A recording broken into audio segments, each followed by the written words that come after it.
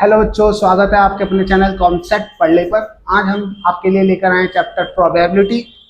तो ये जो चैप्टर है, ये जो वीडियो है, क्लास 9 और क्लास 10 दोनों के लिए है। तो आप सबसे पहले हम बताते हैं कि प्रोबेबिलिटी होती क्या है। हमारे आसपास जो भी घटनाएं हो रही हैं उनके होने या ना होने की क्या संभावना है, यानी कि सिंपल शब्दों में कहा जाए कोई चीज होगी या नहीं होगी, उसके कितने परसेंट चांस होने के हैं और कितने परसेंट चांस नहीं होने के हैं। ठीक है, तो हम प्रोबेबिलिटी को क्या लिख सकते हैं, किसी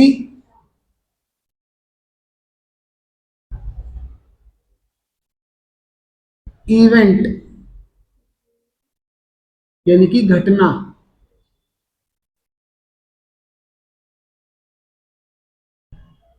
के होने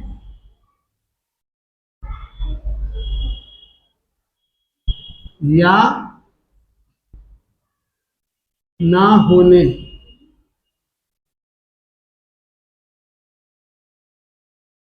की संभावना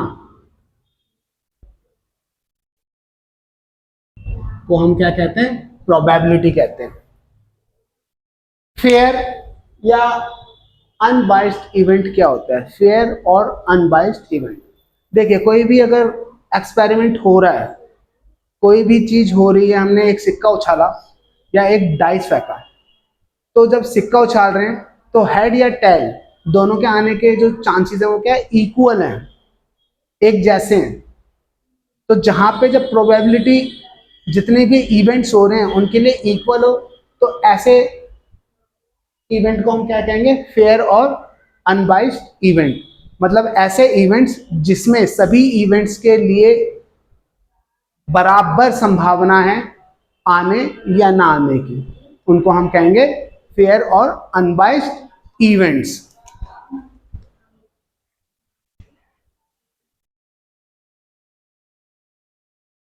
जब सभी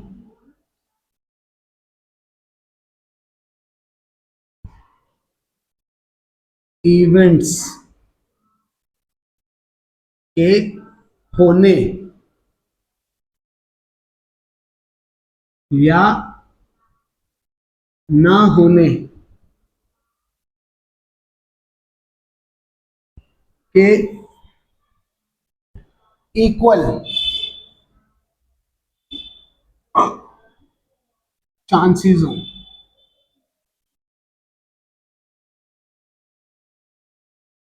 तो उसे फेयर और अनबाइस्ड इवेंट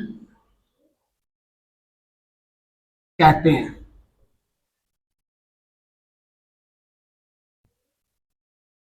एक्सपेरिमेंट क्या होता है?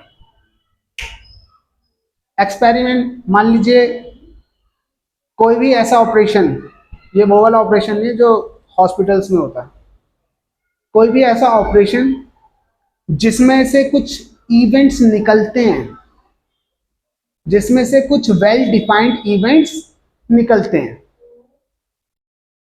ऐसे ऑपरेशन को हम क्या कहते हैं, एक्सपेरिमेंट। ठीक है, एंड ऑपरेशन मतलब आप ये समझ सकते हैं कि जैसे हमने जो सिक्का फेंका है, उछाला है, डाइस फेंका है, या कार्ड्स को शफल करके उसमें से एक कार्ड निकाला, तो वो प्रोसेस, उस प्रोसेस को यहाँ पे ऑपरेशन का नाम दिया गया है। तो एक्सपेरिमेंट एंड ऑपरेशन, ऐसा कोई process and operation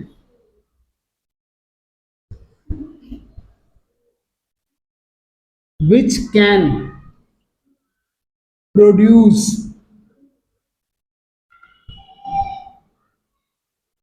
well defined events, ऐसा कोई ऑपरेशन जो कुछ वेल डिफाइंड इवेंट्स को प्रोड्यूस कर सके, बना सके, उस ऑपरेशन को हम एक एक्सपेरिमेंट कहते हैं। रैंडम एक्सपेरिमेंट क्या होता है?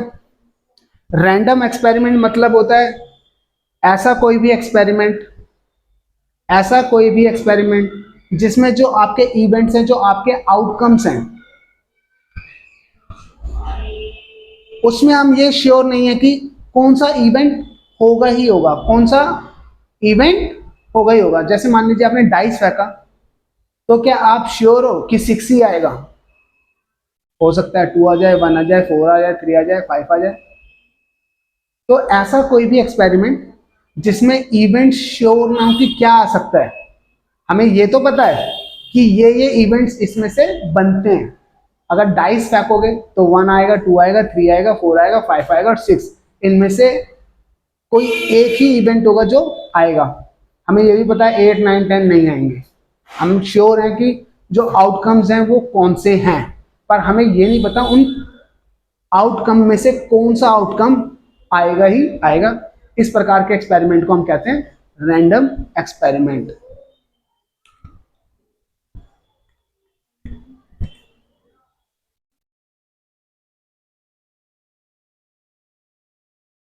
हाँ, रैंडम एक्सपेरिमेंट। हाँ, an experiment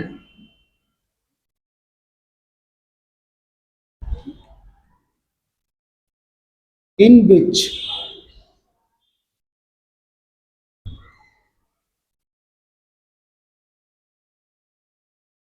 outcomes are known. हम आउटकम्स जानते हैं क्या क्या आउटकम्स इसके एक्सपेरिमेंट के हो सकते हैं, बट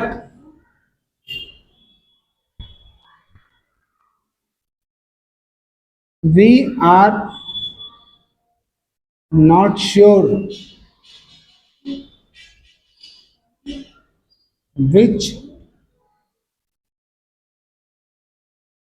आउटकम विल हैपन। कौन सा आउटकम आएगा हमें ये श्योर नहीं है। इवेंट क्या होता है? इवेंट इतनी देर से हम इवेंट इवेंट किए जा रहे हैं, घटना, है ना? तो इवेंट जो आपके आउटकम्स हैं उनको ही हम इवेंट्स कहते हैं। इवेंट्स क्या है? Events are outcomes. Outcomes, okay.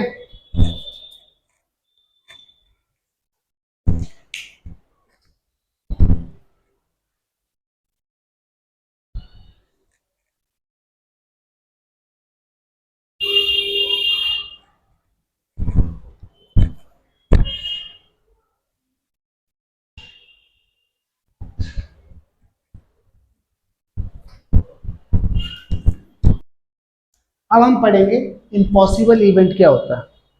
जैसे कि नाम से ही पता चल रहा है, ऐसा इवेंट जिसके होने के चांसेस बिल्कुल भी नहीं है, ऐसे इवेंट को हम क्या कहते हैं? Impossible event. मान लीजिए आपके पास एक डाइस दी गई है और आप उसे रोल करते हो। आपने डाइस को रोल किया और मैं पूछूं आपसे कि नंबर 8 आने के क्या चांसेस हैं, तो आप कहोगे कि नंबर 8 तो आ ही नहीं सकता, कोई चांस नहीं है। तो इसी प्रकार के इवेंट्स को हम क्या कहते हैं? Impossible events. ऐसे इवेंट्स जो हमारे एक्सपेरिमेंट का हिस्सा हैं ही नहीं, इम्पॉसिबल इवेंट्स होते हैं।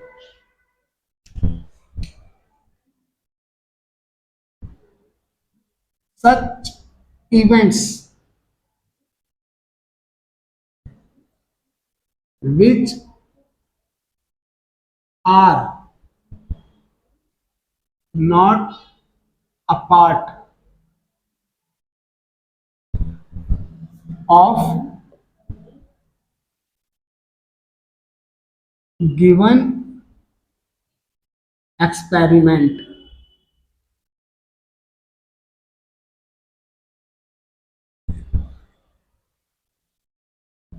पीई उनके लिए क्या होगा? जीरो होगा। उनके आने की प्रोबेबिलिटी 0 के बराबर है इम्पॉसिबल इवेंट के लिए। श्योर या सर्टेन इवेंट क्या होता है? श्योर, श्योर जैसे आप श्योर, मैं श्योर हूं, पक्का हूं। तो ऐसे इवेंट जिनके आने के चांसेस 100% है उनको हम क्या कहेंगे? Sure event. जैसे कि मान लीजिए मैंने एक डाइस रोल किया और मैं बोलूं 1 से लेकर 6 तक में से कोई नंबर आने के क्या चांसेस हैं, तो आप कहोगे 100% उनमें से एक तो आएगा ही आएगा। ऐसे ही इवेंट्स को हम क्या कहते हैं? श्योर या certain events.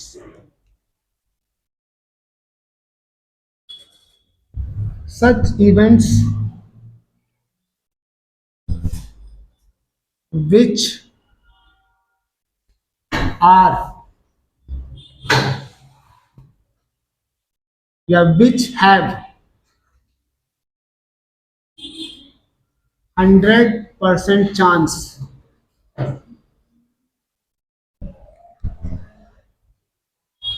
to happen are sure events। और इनके लिए जो प्रोबेबिलिटी होती है वो 1 के इक्वल होती है। ओके, एम्पेरिकल प्रोबेबिलिटी, इसका एक फॉर्मूला है पीई निकालने का। Number of outcomes of favourable event upon में total number of events of experiment.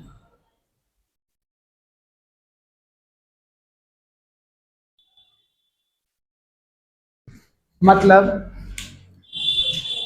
यहाँ पे फेवरेबल इवेंट, जैसे मान लीजिए आपने एक डाइस रोल किया और मैं बोल दूं कि ऑड नंबर आएगा, इसके क्या चांसेस हैं। तो जब आप डाइस रोल करते हैं तो 1 2 3 4 5 6 इनमें से एक इवेंट आएगा, मगर हमें तो ऑड वाले देखने हैं। ऑड 1 ऑड है, 3 ऑड है और 5 ऑड है। तो मेरे फेवरेबल इवेंट्स कौन से हो गए? 1 3 और 5। तो नंबर कितना हो गया इनका? 3। और टोटल इवेंट्स आ तो कुछ भी सकता है, तो टोटल कितने? 6। तो 6 यानी कि 1/2। ठीक है, ये एम्पेरिकल प्रोबेबिलिटी का फॉर्मूला है, इसका ही यूज होगा हर जगह पे। अब हम कुछ एक्सपेरिमेंट और उनके इवेंट्स के बारे में जानेंगे। सबसे पहले टॉसिंग अ कॉइन। जब आप एक सिक्के को उछालते हैं तो ये एक एक्सपेरिमेंट हो गया, आपने सिक्का उछाला तो कुछ ना कुछ आएगा, या तो हेड आएगा या टेल आएगा। ठीक है, तो इसके लिए सैंपल स्पेस जिसे एस कहते हैं, वो क्या होगा? या तो हेड होगा या टेल होगा। कैपिटल लेटर्स में लिखना है, ठीक है। और इसको ऐसे ब्रैकेट के अंदर या फिर एक करली ब्रैकेट का भी यूज कर सकते हो। वैसे ज्यादातर करली ब्रैकेट का ही यूज किया जाता है। ठीक है, 11th क्लास में जाओगे तो उसमें प्रोबेबिलिटी में सेट वगैरह बहुत सारी चीजें होंगी, तो उसमें ये स्पेस हो। सैंपल स्पेस क्या होता है? सैंपल स्पेस में आपके जो टोटल इवेंट्स हैं उनको रखा जाता है। ठीक है, सैंपल स्पेस वो जगह है जहां पर आपके टोटल इवेंट्स को एक साथ रखा जाता है या लिखा जाता है। Tossing 2 coins. अब हम 2 कॉइन्स को एक साथ क्या कर रहे हैं? टॉस कर रहे हैं। तो इसके लिए number of outcomes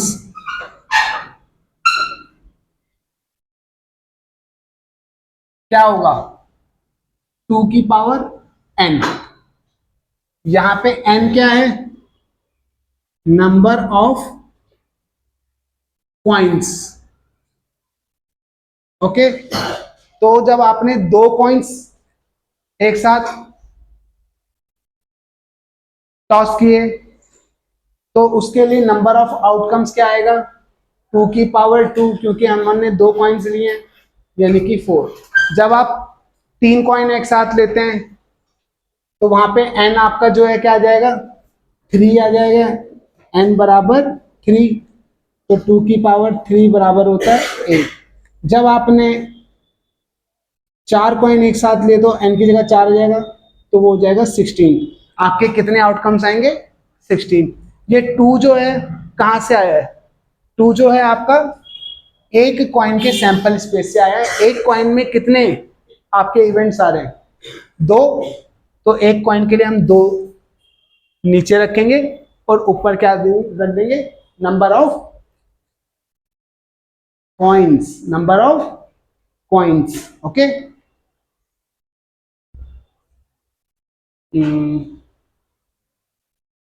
rolling a dice. जब आप एक डाइस को रोल करते हैं तो उसके लिए आपका सैंपल स्पेस क्या बनता है, 1 2 3 4 5 6। ओके, ये आपका सैंपल स्पेस हो गया। नंबर ऑफ आउटकम्स कितने होंगे, एक। जब हमने डाइस रोल किया तो उसमें 6 इवेंट थे, तो यहाँ पे 6 लिख दीजिए। अब पावर n लगा दीजिए, n यहाँ पे क्या होगा, नंबर ऑफ डाइसिस। ठीक है, मान लीजिए आपने दो डाइस एक साथ किए हैं, 2 डाइस रोल किए एक साथ, तो नंबर ऑफ आउटकम्स कितने हो जाएंगे, नंबर ऑफ आउटकम्स कितने हो जाएंगे, 6 की पावर 2। 6 × 6 = 36। ओके, इसी तरीके से अगर आप 3 डाइस लेते हैं तो फिर 6 की पावर 3 हो जाएगी। अगर आप 4 डाइस लेते हैं तो 6 की पावर 4 हो जाएगी। इस तरीके से हमें पता चलेगा कि हमें अपने सैंपल स्पेस में कितने इवेंट्स, टोटल इवेंट्स रखने हैं।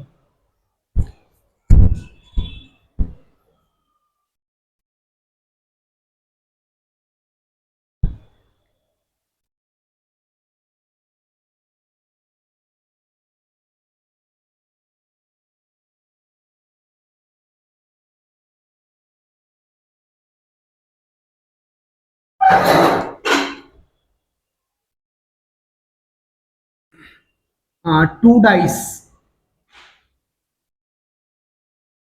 Rolling, 2 dice. ओके, इसके लिए हम सैंपल स्पेस बना रहे हैं एस। तो क्या बनेगा आपका, देखिए 2 डाइस आप इकट्ठा कर रहे हैं रोल, है ना, तो इधर 1 2 3 4 5 6 लिख दीजिए, और इधर भी 1 2 3 4 5 और 6 लिख दीजिए।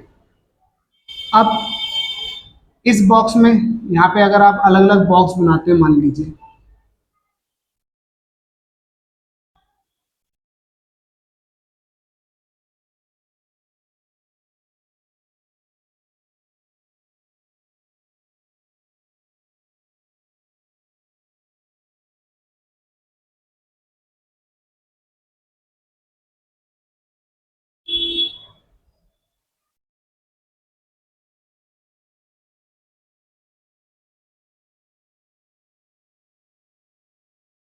ओके, यहाँ पे 1 है तो यहाँ पे इस बॉक्स में ऊपर से 1 आ जाएगा और इधर से भी 1 आ जाएगा। यहाँ पे 2 है तो ऊपर से 2 आ जाएगा और यहाँ से 1 आ जाएगा। यहाँ पे 3 है तो यहाँ सामने 1 1 है, ठीक है।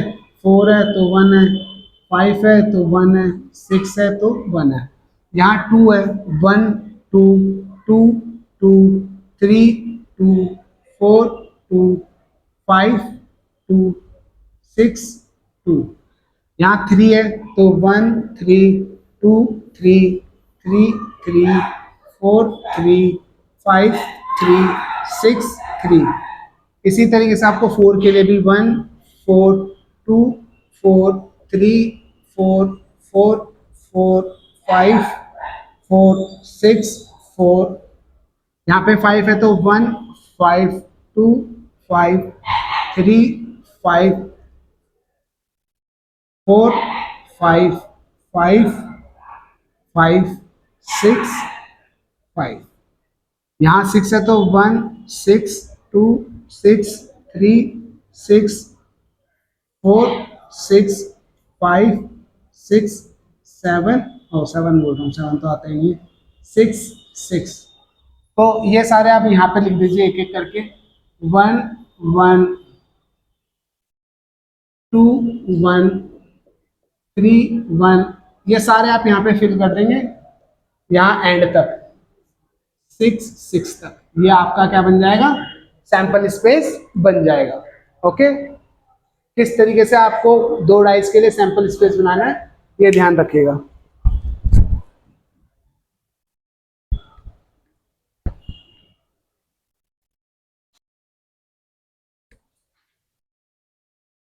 नेक्स्ट क्वेश्चन आपके ताश के पत्तों से रिलेटेड है। इसमें आपको ताश के पत्तों की थोड़ी नॉलेज होनी चाहिए, तभी आप इस क्वेश्चन को सॉल्व कर पाओगे। तो हमारे पास एक ताश की गड्डी में कितने कार्ड्स होते हैं, 52 कार्ड्स होते हैं। ओके, टोटल आपके पास होते हैं 52 कार्ड्स। इस 52 कार्ड्स में से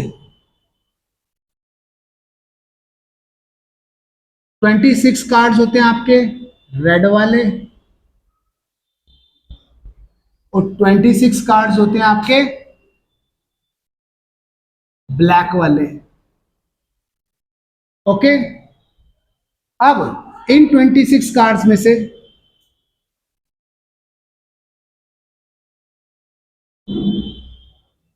13 कार्ड 13 कार्ड होंगे आपके हार्ट के, जिसका कुछ इस प्रकार से शेप बना होता है, और 13 कार्ड्स होंगे आपके डायमंड के, जिसका शेप कुछ इस तरीके से बना होता है, हार्ट।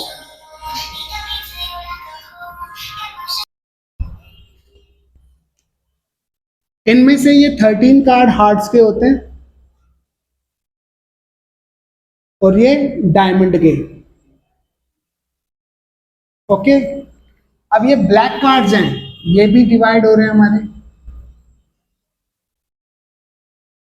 13 कार्ड्स होंगे आपके स्पेड्स के और 13 कार्ड होंगे क्लब्स के। स्पेड्स कुछ इस तरीके से होगा,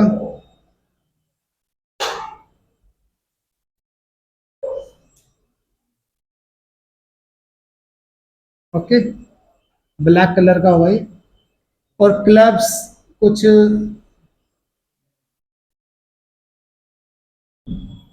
इस टाइप का होता है। अब इन 13 कार्ड में से 4 कार्ड्स जो होते हैं आपके नॉन नंबर्स कार्ड होते हैं। पहले आप ये समझ लीजिए, हेलो, गुड़ मत कर। इन 13 कार्ड में से आपके 10 9 8 7 6 5 4 3 और 2, ये टोटल 9 कार्ड्स हैं। ठीक है, ये नंबर कार्ड्स होते हैं, क्या बोलते हैं इन्हें, नंबर कार्ड्स।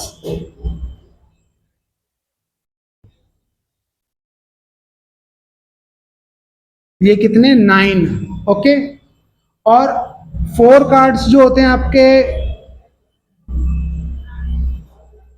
वो नॉन नंबर कार्ड्स होते हैं। एक तो एस,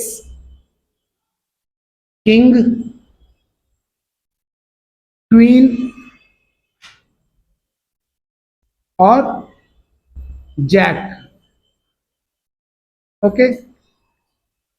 नॉन नंबर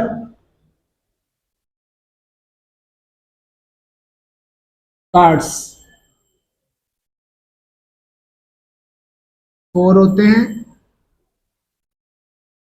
एस यानी कि इक्का, किंग, क्वीन, जैक। ये 3 कार्ड आपके फेस कार्ड्स कहलाते हैं,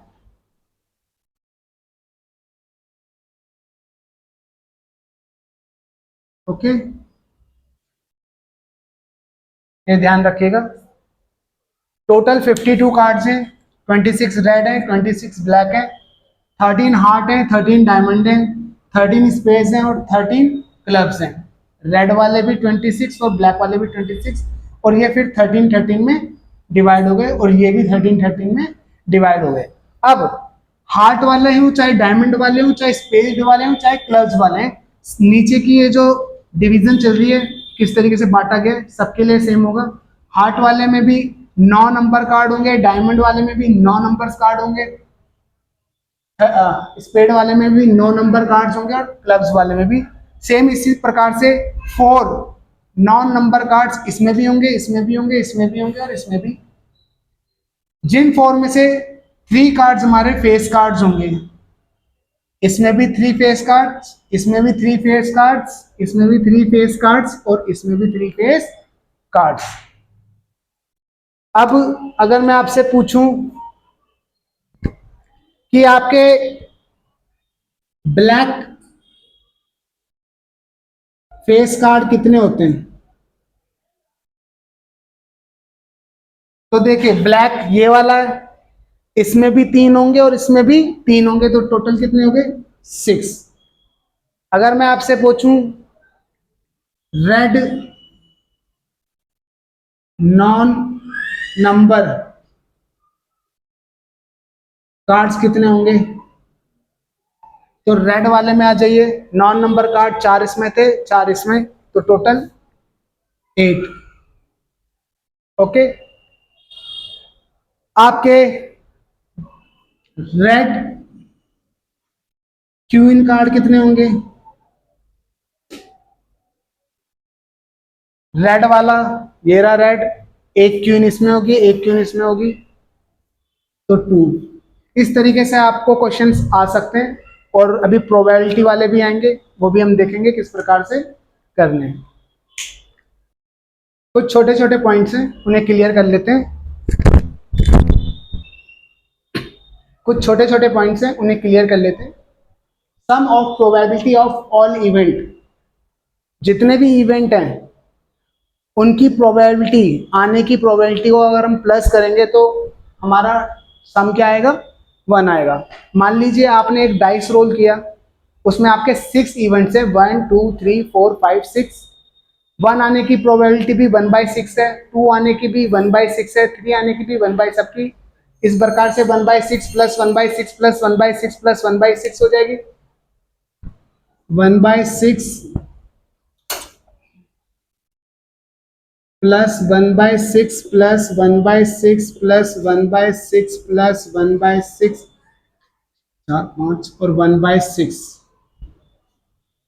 इन सबको आप प्लस करोगे तो क्या आएगा, 1 आएगा। इन सारी प्रोबेबिलिटीज को, जितने भी आपके इवेंट्स की प्रोबेबिलिटीज हैं, जितने भी इवेंट्स हैं, उन सबकी प्रोबेबिलिटी को प्लस करने पे क्या आएगा, 1 आएगा। Sum of probability of all event is 1। Complement of E क्या होता है, पहले हम ये समझ लें।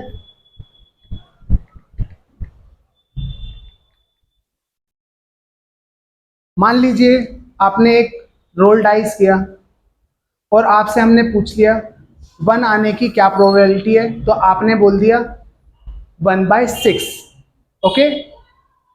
अब आपने सेम रोल डाइस किया और आपसे क्वेश्चन किया गया कि 1 ना आने की क्या प्रोबेबिलिटी है, 1 ना आने की क्या प्रोबेबिलिटी है। तो इसके लिए आप क्या करेंगे, 1 माइनस पी ई कर देंगे। 1 में से 1 आने की जो प्रोबेबिलिटी है उसको माइनस कर देंगे। 1 में से 1 आने की जो प्रोबेबिलिटी है 1/6 उसको माइनस कर देंगे, तो आपका क्या निकल जाएगा, ई डैश। कॉम्प्लीमेंट ऑफ ई को हम ई डैश बोलते हैं। पीई हमने यहाँ पे कैलकुलेट किया है, क्या कैलकुलेट किया है, पीई डैश कितना होगा आपका, 1 माइनस पीई।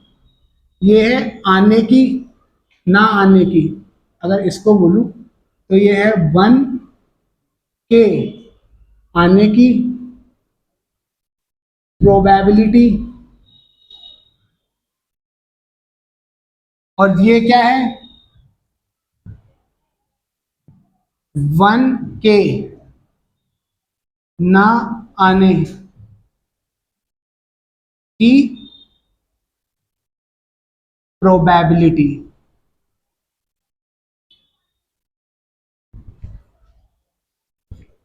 ई डैश को हम कभी कभी ई बार भी लिख, बहुत जगह आपको ई डैश की जगह ई बार का यूज किया गया होगा, तो वहां पे आप पी ई बार बराबर 1 माइनस पी ई, सेम यही वाला है, एक ही चीज है। ओके, तो किसी चीज के ना आने की प्रोबेबिलिटी को हम क्या कहते हैं, complement of that event. Question करने हैं, चलिए तो अब एक क्वेश्चन करते हैं प्रोबेबिलिटी का। क्वेश्चन है, 1 card is drawn from a well shuffled deck of 52 cards. आपके पास ताश की एक गड्डी है, उसको अच्छे से शफल कर दिया गया। शफल मतलब कि जो पत्ते हैं उनको अच्छे से आगे पीछे कर दिया गया randomly. Calculate the probability the card will be an ace card. तो हमें प्रोबेबिलिटी निकालनी है कि वो कार्ड एक एस कार्ड हो, इसकी क्या प्रोबेबिलिटी है। दूसरा, वो एस कार्ड ना हो, इसकी क्या प्रोबेबिलिटी है। तो सबसे पहले जो हमारे 52 कार्ड्स होते हैं, इनमें से आपके 4 कार्ड्स जो होते हैं वो एस के होते हैं, 2 रेड 2 ब्लैक, ठीक है। तो इसके प्रोबेबिलिटी, आने की प्रोबेबिलिटी क्या होगी, 4, फेवरेबल इवेंट हमारे 4 है, और टोटल कितने कार्ड होते हैं 52, डिवाइड कर देंगे, कितना आ जाएगा, 4 1 जा 4 1 जा 4 3 जा 1/13। ओके, दूसरा, ये पहले का है। दूसरा ये कह रहा है कि वो एस का कार्ड ना हो, इसकी क्या प्रोबेबिलिटी है, यानी कि हमें अब क्या निकालना है, कॉम्प्लीमेंट ऑफ ई की प्रोबेबिलिटी। तो वो क्या हो जाएगा, 1 माइनस 1/13। इसे सॉल्व कर लेते हैं। 13 माइनस 1/13, 12/13। तो पहले हमने ये प्रोबेबिलिटी निकाली कि वो एस का कार्ड हो, इसकी क्या प्रोबेबिलिटी है, 1/13। फिर हमने क्या किया, कॉम्प्लीमेंट ऑफ ई निकाल दिया, क्योंकि यहाँ पे उसने नोट बी एन एस कहा था इसलिए। तो 1 माइनस 1/13 कर दिया, तो 12/13 आंसर आ गया। अगला question, a box contains 3 blue 2 white and 4 red marbles. कोई बॉक्स है, उसमें 3 ब्लू और 2 व्हाइट और 4 लाल मार्बल हैं। If a marble is drawn at random, अगर हम बॉक्स में से कोई भी एक मार्बल बिना देखे निकाल लें, व्हाट इज द प्रोबेबिलिटी। तो ये कह रहा है कि प्रोबेबिलिटी निकालो कि व्हाइट मार्बल होगा, क्या प्रोबेबिलिटी, क्या संभावना है कि वो व्हाइट मार्बल हो, क्या संभावना है कि ब्लू मार्बल हो, और क्या संभावना है कि वो रेड मार्बल हो। तो पहले हम निकाल लेते हैं पी डब्ल्यू, व्हाइट आने की प्रोबेबिलिटी क्या होगी। टोटल कितने, टोटल मार्बल्स कितने हैं, या आप बोल सकते हो टोटल इवेंट्स, 3 to 5, 5 और 4 9। तो व्हाइट आने की प्रोबेबिलिटी क्या होगी, व्हाइट वाले 2 हैं और टोटल 9 है, तो ये वाइट आने की क्या है, प्रोबेबिलिटी है पहले का। दूसरा, ब्लू आने की, पी बी, ब्लू वाले कितने, 3 हैं और टोटल कितने हैं, 9 है, यानी कि 1/3। ब्लू आने की संभावना क्या है, 1/3। ब्लू आने की प्रोबेबिलिटी क्या है, 1/3। तीसरा, रेड वाले आपके पास 4 मार्बल्स हैं, यानी कि 4 इवेंट्स हैं रेड वालों की, पी आर रेड वाला निकाल रहे हैं, तो फेवरेबल इवेंट हमारे हो गए 4 और टोटल इवेंट कितने, 9। तो रेड आने की प्रोबेबिलिटी क्या आ गई है हमारी, 4/9। सिंपल क्वेश्चन था।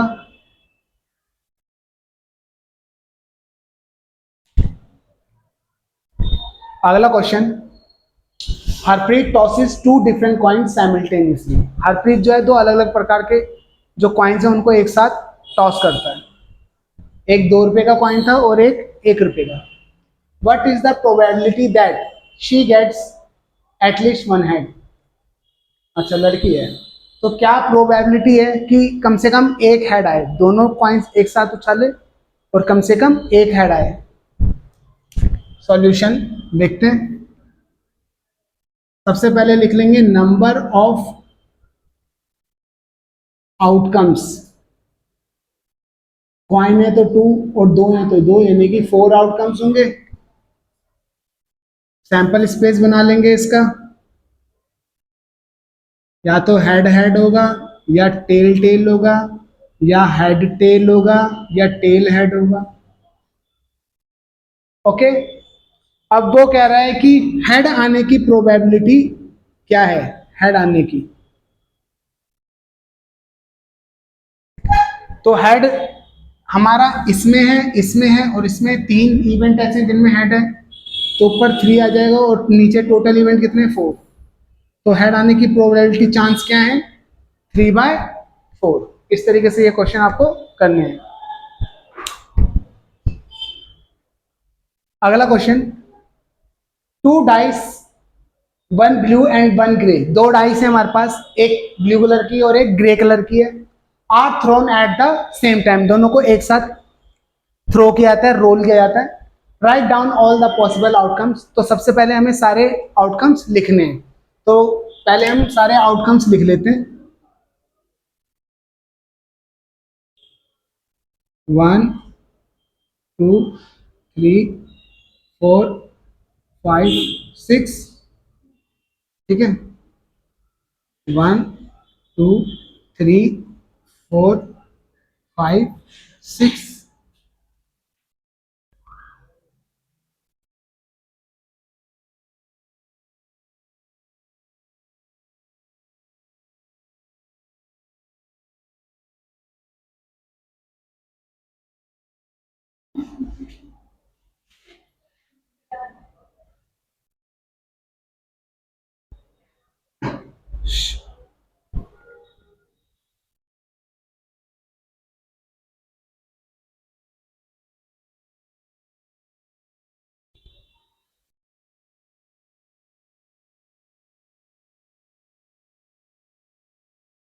तो पहले हमने इसके सैंपल स्पेस बना लेना है। 1 1 1 2 1 3 1 4 1 5 1 6, 2 1 2 2 2 3 2 4 2 5 2 6, 3 1 3 2 3 3 4 3 5 3 6,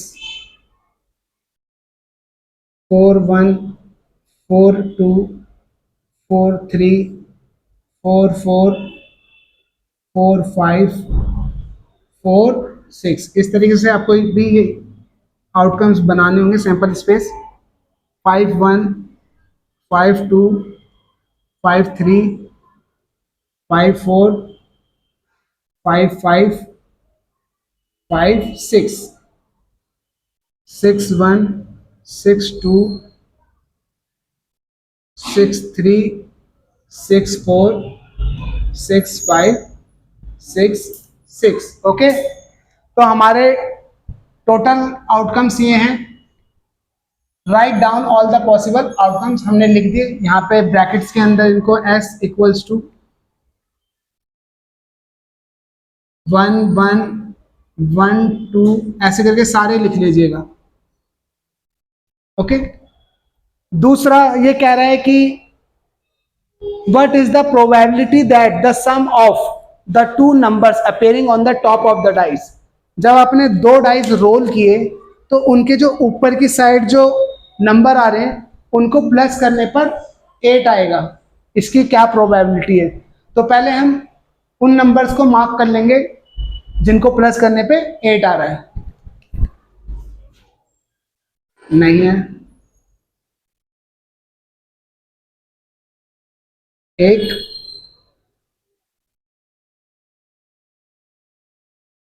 2 3 4 5 5। एक बार और चेक कर लेते हैं।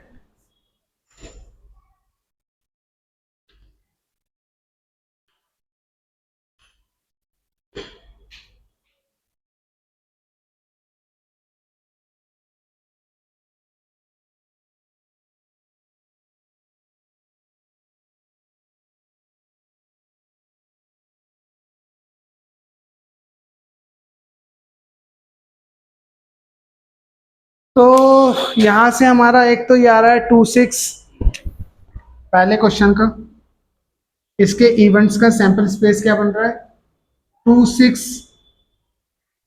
दूसरा है 3 5। तीसरा है 4 4। चौथा है 5 3। पांचवा है 6 2।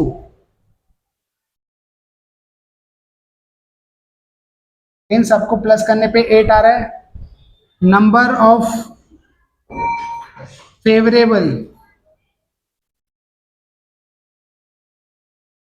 इवेंट कितना हो गया हमारा 5। तो प्रोबेबिलिटी ऑफ कमिंग 8 कितनी है 5 बाय, और टोटल कितने थे 36। समझ आया किस प्रकार से ये करना है। इसी का नेक्स्ट क्वेश्चन देखते हैं।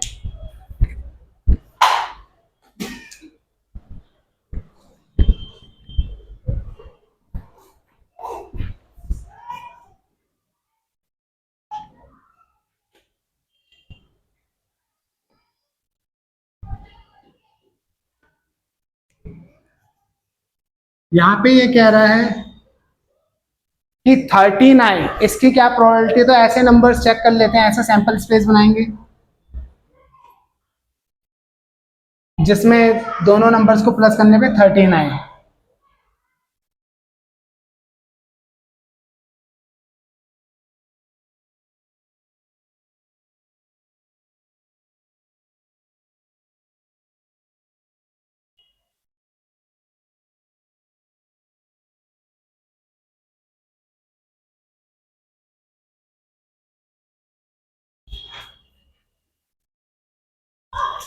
जीरो, एम्प्टी, नल।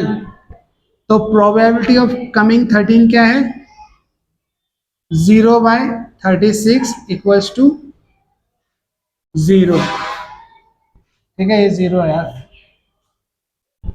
क्योंकि ये हो ही नहीं सकता किन्हीं भी दो नंबर्स को जोड़ने पे क्या 13 बन ही नहीं रहा। ये कैसा इवेंट है आपका इम्पॉसिबल इवेंट।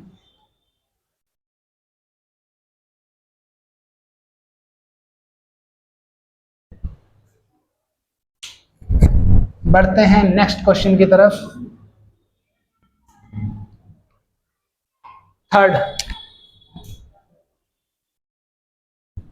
लेस देन और इक्वल टू 12 जोड़ने पर या तो 12 से कम हो या फिर इक्वल हो 12 के।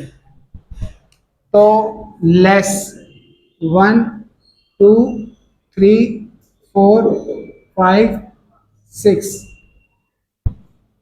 7 8 9 10 11 12 13 14 15 16 17 18 19 20 21 22 23 24 25 26 27 28 29 30 31 32 33 34 35 36।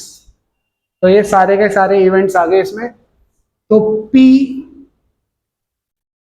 जो प्रोबेबिलिटी है 12 से ज्यादा या कम आने की क्या है, 36/36 इक्वल टू 1।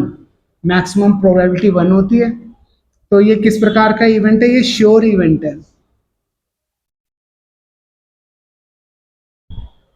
तो इस प्रकार से आपको सैंपल स्पेस बना के भी कई बार क्वेश्चंस आपको बनाने पड़ेंगे सैंपल स्पेस के, फिर उसके बाद उसको सॉल्व करना पड़ेगा आगे।